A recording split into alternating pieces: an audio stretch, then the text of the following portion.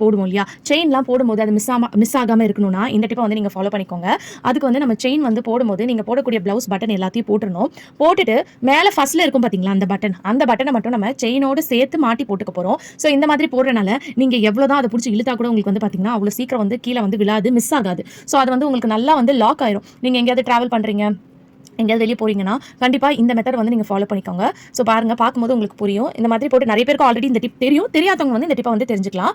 So பாருங்க எவ்வளோ வந்து உங்களுக்கு சேஃபாக இருக்கும். செயின் இனிமேல் விழுந்துருன்ற பயமே வேணாம். அதே மாதிரி சின்ன பசங்களுக்கு போடுறதா இருந்தால் கூட நீங்கள் இந்த டிப்பை ஃபாலோ பண்ணிக்கலாம். இன்னும் கொஞ்சம் நீங்கள் சேஃப்டியாக இருக்கணும்னு நினச்சிங்கன்னா ஒரு சேஃப்டி பின் எடுத்துட்டு நீங்கள் போடக்கூடிய அந்த ட்ரெஸ்ஸோட சேர்த்து இந்த மாதிரி நீங்கள் பின் பண்ணிக்கோங்க. இந்த மாதிரி பின் பண்ணிக்கும் போதும் அது வந்து பார்த்தீங்கன்னா நல்லா உங்களுக்கு லாக் ஆயிரும், கீழே விழவே விழாது, நல்லா உங்களுக்கு வந்து சேஃப்டியாக இருக்கும். ஸோ கண்டிப்பாக இந்த டிப் ரொம்ப யூஸ்ஃபுல்லாக இருக்கும், ட்ரை பண்ணி பாருங்க. அடுத்த டிப் என்னன்னு பார்க்கலாம். நம்ம பிளவுஸ் யூஸ் பண்ணும்போது பிளவுஸ் வந்து ரொம்ப லூஸாக இருக்குது அப்படின்னா இந்த சின்ன டிப்பை வந்து தெரிஞ்சாலே போதும். நம்ம ஈஸியாக வந்து இதுக்கு டைட் பிடிக்கணுன்ற அவசியம் இல்லை. பிளவுஸ் வந்து இடுப்பு கிட்ட உங்களுக்கு ரொம்ப லூஸாக இருக்குன்னா, ஸோ உங்களுக்கு எந்த அளவுக்கு வந்து லூஸாக இருக்குன்னு பாருங்க. பார்த்துட்டு அதுக்கேற்ற மாதிரி பின் குத்திருங்க, இந்த மாதிரி உள்ள விட்டு. ஸோ இந்த மாதிரி பின் பண்ணதுக்கப்புறம் நீங்கள் போடக்கூடிய அந்த பட்டன் வந்து இந்த பின்ல வந்து நீங்கள் மாட்டி விட்டுக்கலாம். இந்த மாதிரி மாட்டி விடுறதுனால உங்களுக்கு பிளவுஸ் வந்து இன்ஸ்டன்ட்டாக வந்து பார்த்தீங்கன்னா